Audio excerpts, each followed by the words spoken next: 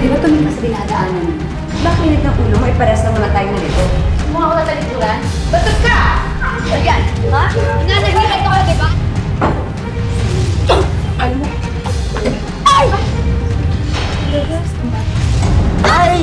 Tama na yun, bata lang yan.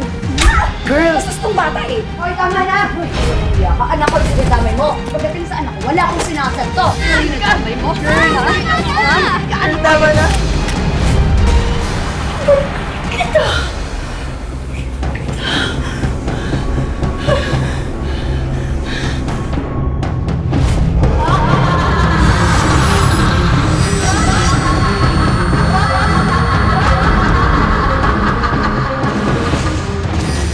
Yung mata ko, nahirapan ako.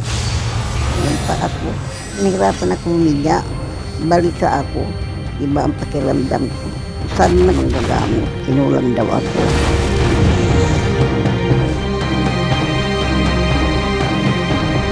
Tulad ng lahat ng ina, walang inuurungang laban si Teresa para sa kanyang mga anak. Pero paano kung dahil sa tapang na ito, ay siya naman ang mapahamak? Ang simpleng inggit at galit nga pa ay maaring humantong sa isang sumpa.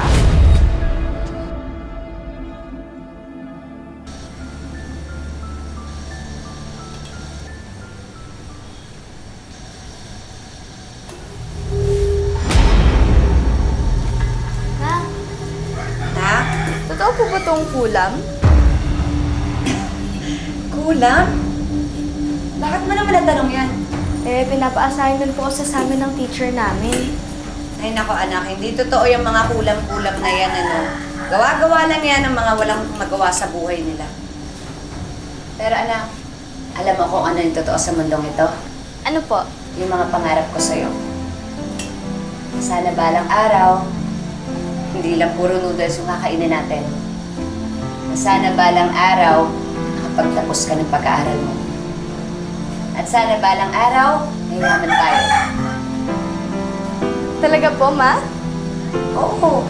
Kaya nga pinagbubutihan ko yung trabaho ko sa factory para balang araw mag-promote ako.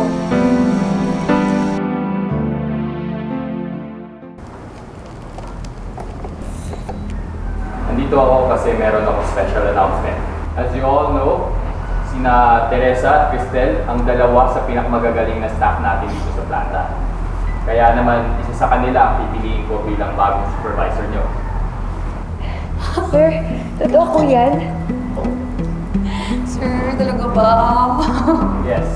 So, good luck. Sir, salamat po.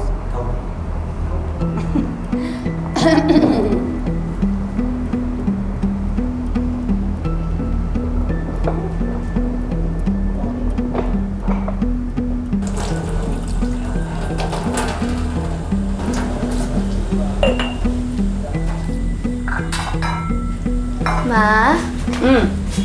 Di ba po sabi mo po masama po yung ugali ng Cristel na yun? Na matagal ka na po niya inaaway dun sa factory? Ma, baka naman po isabotahe ka niya. Alam mo na, ikaw dapat ang isipin mo, dapat swertehin ang nanay mo. Aba, kapag naging bisor ako, lalaki yung sweldo ko. E di hindi na kailangan magtrabaho ng tatay mo sa malayong lugar. Diba?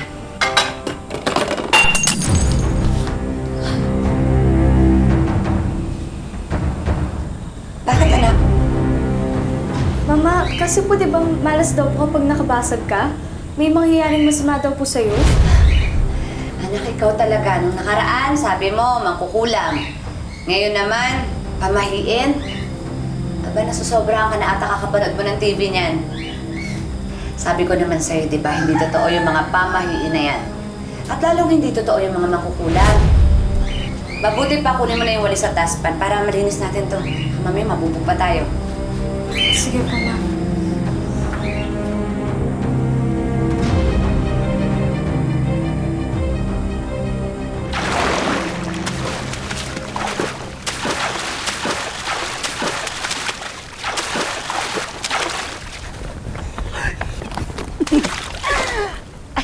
Hi, sir! Sir? Ano ginagawa niyo dito? Paano kayo nakapasok sa bahay ko? Sir, pinapasok kami ng mga maids. Maganda naman daw kasi kami, tsaka hindi kami mukhang magnanakaw. Sir, kasi dinala ko lang yung mga papeles na kailangan mong pirmahan.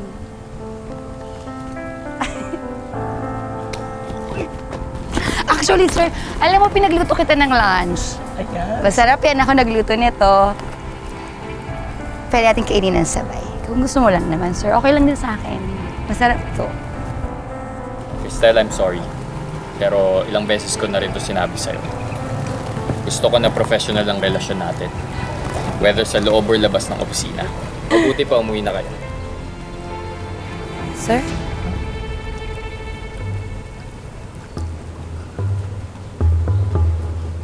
Puwis. Girl, mukhang hindi ka naman kasi type ni sir. Diba? Matagal mo na siyang hinaharot. Parang wala pa nag-effect. Hindi tayo. Ano kumain? Hindi pwede. Ay, hindi pwede. Ang damot mo naman. Hindi ka po pwede. Kayo na to. Kayo ma. Sige, lakasan mo pa. Saan mo nakuha yan? Kasi nga, di ba yung lola ko, pag umuwi galing probinsya, eh, siyempre marunong yun sa mga gayo-gayo, may mga kulang-kulang. Pero siyempre nagpaturo ako. Siya gumawa. Girl, desperada ka na. Ako, desperada. Hindi ako desperada, no? Madiskarte lang ako mautak.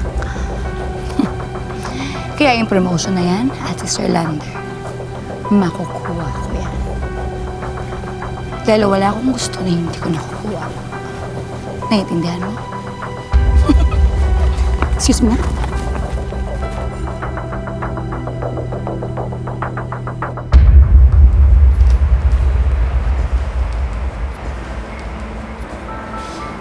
Uy, Teresa! Tapos lang kami mag-lunch at lahat. Hindi ka pa din kumakain? Traffic ka naman. Tama na yan. Kumain ka na. Nako, tatapusin ko lang itong mga inventory na to para naman hindi naman ma-disappoint sa akin si Sir Lander. Mas madi-disappoint ako kung may matay ka sa gutom dahil sa kakatrabaho. Ay, nako sir, okay lang po ako. Kailangan ko lang po talagang tapusin to. Kumain ka na muna, Teresa. Okay lang po, sir. Mauna. Ano po? Mamaya na yan.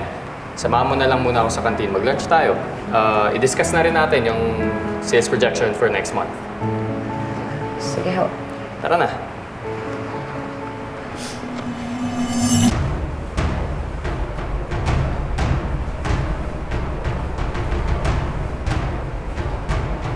Ay, may pagpa-lunch with the boss. Si Sir Lander ang nag-invite ha. Mukhang nauumusan ka na, Cristel. Hindi ako papayag. Hindi ako papayag. Manda sa akin yung text.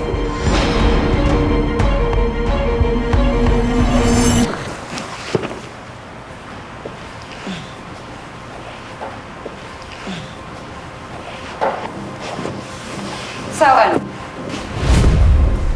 Masarap ba yung kain niyo ni Sir kanina? Pwede ba, Cristal, nagtatrabaho ako?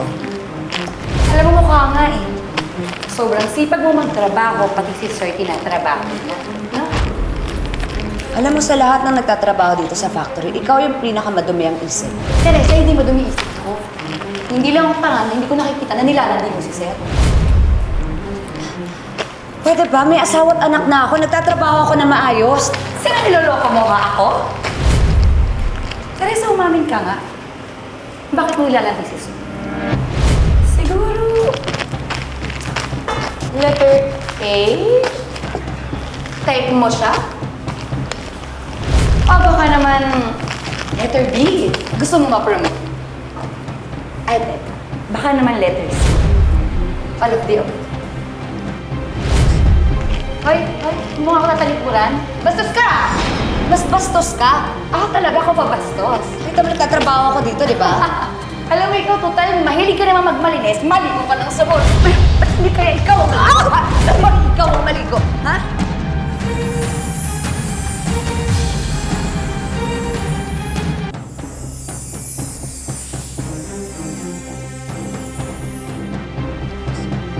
Hoy, mukha ko tatalikuran. Bastos ka! Mas bastos ka. Ako talaga ako pabastos. Kita mo nagtatrabaho ako dito, di ba? Alam mo ikaw, total, mahilig ka naman magmalinis. Maligo ka ng sabon. Ba't hindi kaya ikaw? Ba't ikaw ang maligo? Ha?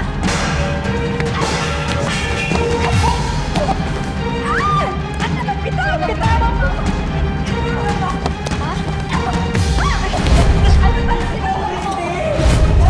Ano na naman to? Si Teresa po, sir, tignan mo, gusto ko lang naman siya tulungan, sir eh. Nagmamagandang loob lang ako sa bigla niya pinuso na sa pati mo ginawa niya sa akin, sir. Sir, nagsisinungaling siya. Nagtatrabaho ka na maayos dito. Kinugulo niya ako kanina. Pasensya na po kayo. Sir, tingnan mo naman yung itsura ko kasi sinungaling. Oo nga, sir. Totoo yung sinasabi niya. Masama talaga yung ugali ng Teresa na yan. Yan lang kami nagsasalita. Masama talaga yung ugali niya. Tama na, tama na! Mukhang nagkamali talaga ako sa pag-consider sa inyo for promotion. I'm so disappointed with both of you. Lalo na sa'yo, Teresa. Sir.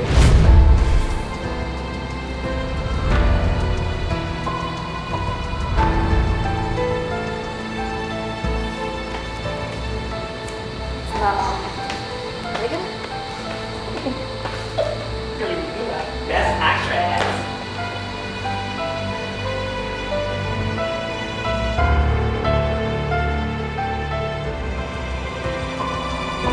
Mama, sabi ko naman po kasi sa'yo eh. Mas po talaga ako tungkol dyan sa Cristel na yan. Tingnan mo po, isasabotahe ka pa. Dapat talaga hindi ko na pinatulan yung babaeng yun. Kaya tuloy kay Sir Lander. Paano na yung promotion ko? Paano na yung pangarap ko sa'yo, anak? Ma, huwag ka pong papatalo. Tsaka may ilang araw pa naman po bago i-announce si Sir Lander kung sino po ipopromote niya, di ba? E di, ipakita mo po kay Sir Lander na mas karapat-dapat ka po. Huwag ka pong panghinaan ng loob, ma.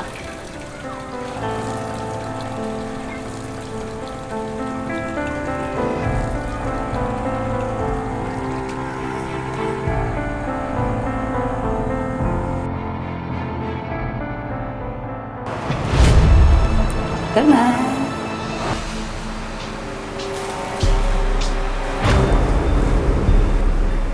Ano yan? Kayo man na naman? Gusto ka nga maingay. Hindi kayo mato. Ang pasaway dito sa trabaho. Ginawa ng lola ko. Kaya alam mo ba, sure na sure ako na ako mapopromote bukas. Kaya umanda sa akin yung Teresang yan kapag ako na yung bisor niya.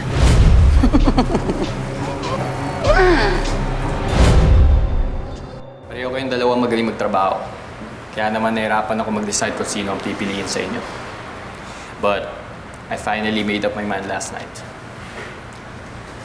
Congratulations.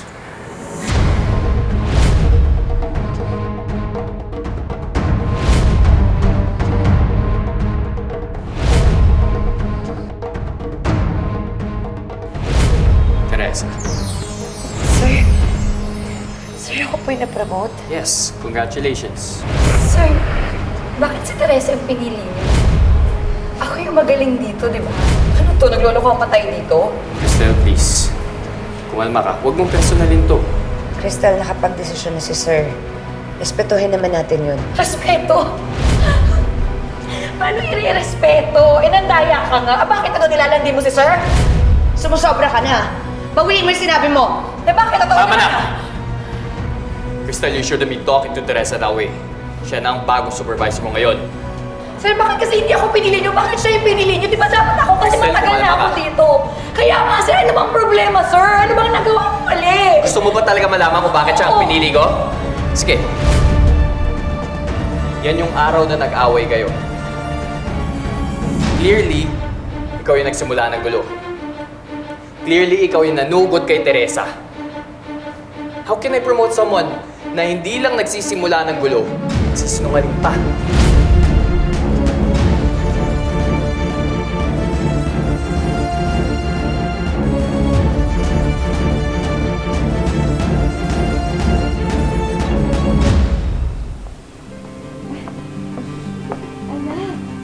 Mama! Anong ginagawa mo dito? Hindi na po kasi ako makapaghintay eh. Kaya po, pinuntahan ko po kayo at nagdala po ako ng pagkain para po ma-celebrate natin yung promotion mo, di ba po? Eh po. Ikaw talaga. Sige, may kukunin lang ako. Babalik ka dito, ha? Hintay mo ako dito, ha? Sige po, Mama. Oh? Mauna na po ako? Oh, sige. Balik agad ako. Sige po. Sige yung babae niyo. Gaganti ako dito. Hi. Alam mo, ay! Hoy! Ano to? Nakita mo kukuha ko ng tubig, di ba? Pasensya na po, nabulunan lang po ako eh. Nabulunan ka? Ano bulunan? Eh, nauukaw ako. Gusto ko uminom. Pasensya na po talaga. Ang bata. Ay! Tinatalikuran mo ko. Nagsasalita ako, ha? Hindi po, sir. Ah, hindi. Masakit? Hindi ba yung masakit? Ito yung masakit, oh. Girl! Bastos tong bata, eh. Tama na yan, bata lang yan. Eh, bastos na. Kailangan turuan ko ng leksyon. Hoy, tama na! Hoy! Anak, ano nangyayari dito? Anak. So, anak mo pala yan, Ma'am Teresa. Kaya naman pala manang-mana sa'yo. Diyos ko na. Ang galing ng manulot. Ang galing ng sumingit. Tama na, girl. Alam mo, pinangako ko sa sarili ko na hindi kita papatulan. Pero walang hiya ka. Anak ko, sinadamay mo. Eh, ba't di mo ako patulan? Bakit? Natatakot ka ba sa akin, Ma'am Teresa? Bakit ako matatakot sa'yo? Ganun, hindi ka takot? Tignan natin. Alam mo. Uy, ano ba yan? Ina!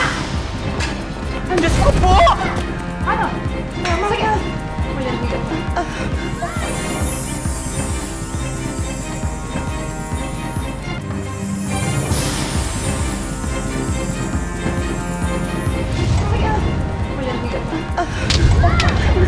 Ama na! Ama na! Ama na! Ba't ka sinadamay mo? Girl! Ano tama na? Girl! Ano yung nangyayari dito? Si Crystal po ako nang nanugot. Ayan yung sinasabi niyo, sir. Sir, hindi po totoo yun, sir. Hindi po totoo yung sinasabi nila. Huwag kayong magsinungaling kayo. Sir, di ba nakita mo ako yung nasa baba? Ako yung tinulak niya, sir, di ba? Wala akong ginagawa kahit ano. Ako yung biktima dito, sir. Crystal, pwede ba tigilan mo na yung pagsisinungaling mo? Suka na sa'yo lahat ng tao dito sa ugali mo. Alam mo, sumasawa. Tama na sabi! Cristel, umalis ka na dito.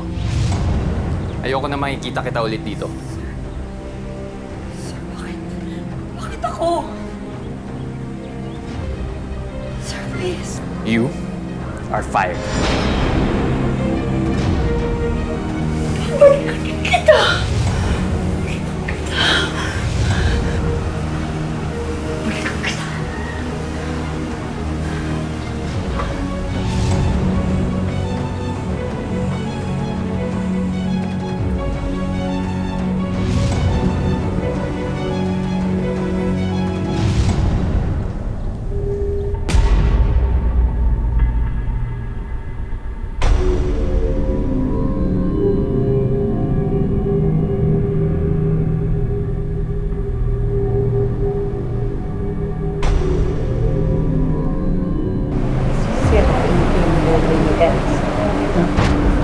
Dahil sinira niya yung buhay.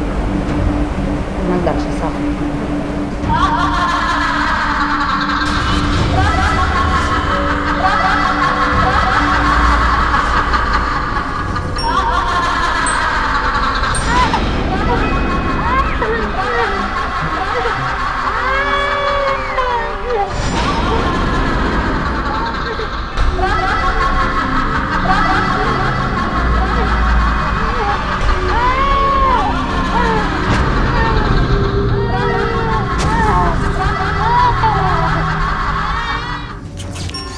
Sa paglipas ng mga taon, ang simpleng pananakit ng tiyan ni Teresa ay nauwi sa unti-unting pagbabago ng kanyang itsura. Yung mata ko, hirapan ako. Yung paa ko, hindi ako nahirapan na humiga.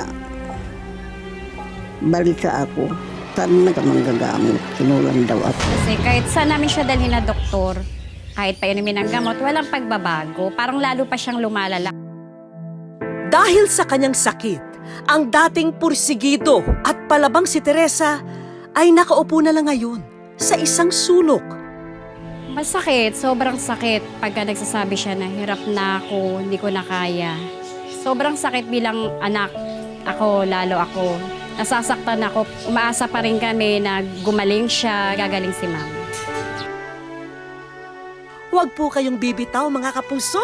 Sa aming pagbabalik, aalamin na natin kung ano nga ba ang tunay na kalagayan ni Teresa.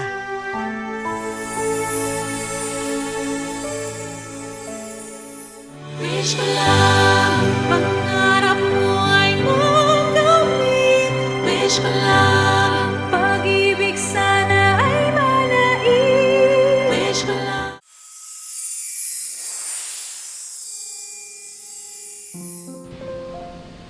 Agad naming dinala si Teresa sa isang espesyalista para sa isang check-up. Bilang manggagamot, I'm not sure na kung nakulam siya, but definitely malayong sabihin. Ang pagmamanas ay pwedeng caused by chronic heart failure. Pwedeng cause din yun ng chronic kidney disease. Pwedeng ang pagmamanas ay dahil sa chronic liver disease o liver cirrhosis. Nalinaw man sa pamilya na hindi kulam ang dahilan ng karamdaman ni Teresa, alam naming higit pa rito ang kailangan nila para makabangon muli. Hi, Nay! Nay, hello! Good afternoon po! Nay, alam po talagang dati inaalagaan niyo talaga yung pamilya niyo. Gano'ng kahirap po sa inyo ngayon na gusto niyo manggawin yon, hindi niyo po magawa. Gusto ko manggawin, hindi ko magawa kasi may sakit ako. Kahit maawa ko sa kanila na walang kumikilos, maglaba, ganun. May laman itong box na ito. Alam ko, isa lang ang wish niyong lahat. Makita? 1, 2, 3, go! Ayan, Nay, para sa inyo. Alam ko, ito yung pinaka-importante sa family niyo. Ito po, Hospital ng Malabon. Ito po isang medical assistance para sa mami niyo, si Nanay Teresa. Bukod sa pagsagot sa lahat ng magiging laboratory test ni Teresa, binigyan din namin siya ng bagong reclining chair, commode chair, wheelchair, at mga appliance. Mama, sira na yung higaan ko. May bago ka ng higaan. Nay, ito po, meron po kami wish ko lang savings po para sa inyo. At para makatulong sa araw-araw nilang gastusin, isang tapsilogan at inuming pampalamig business din ang handog namin para kay Teresa. Sa atin, 1, 2, 3, sige boys! Ayan! Ayan! Meron na kayong food store. Tapsilogan po para sa inyo. Makakatulong ba ito sa inyo?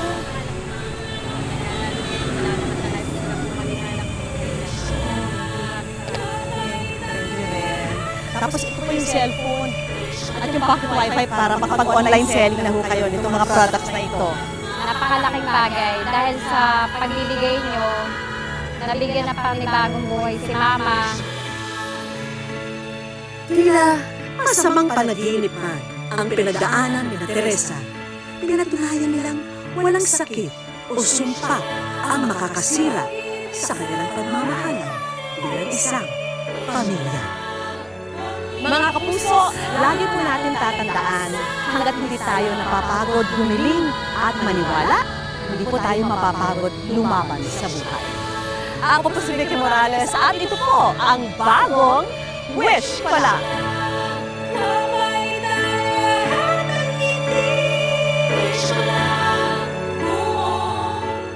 Mga kapuso, oras na para saluhin ang iyong hiling. Sagutin lang ang tanong na nasa screen, i-comment sa Facebook page ng Wish Ko Lang, sundin ang instructions at maaari kang manalo ng laptop, smartphone at GLA Affordabox. Wish ko lang.